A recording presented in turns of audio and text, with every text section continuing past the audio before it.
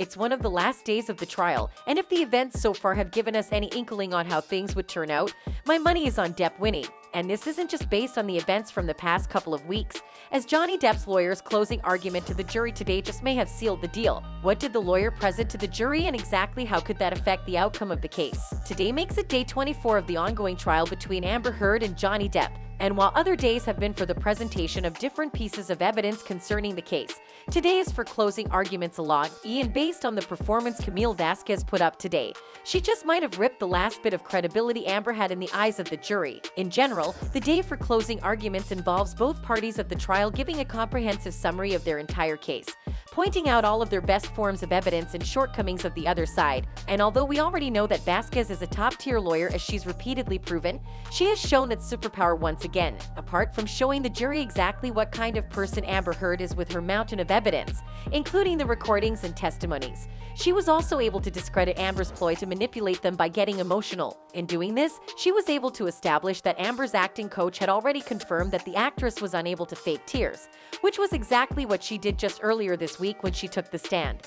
When Mr. Depp brought this case for defamation, Ms. Heard went all in. She spun a story of shocking, overwhelming, brutal abuse. She came into this courtroom prepared to give the performance of her life, and she gave it. Ms. Heard's acting coach, Christina Sexton, testified that Ms. Heard has difficulty crying when she is acting. You saw it. Ms. Heard sobbing without tears, while spinning elaborate, exaggerated, fantastical accounts of abuse and everything going on in her mind almost a decade prior while enduring that abuse. It was a performance. She told you that what she thinks she told you what she thinks you need to hear to convict this man as a domestic abuser and a rapist.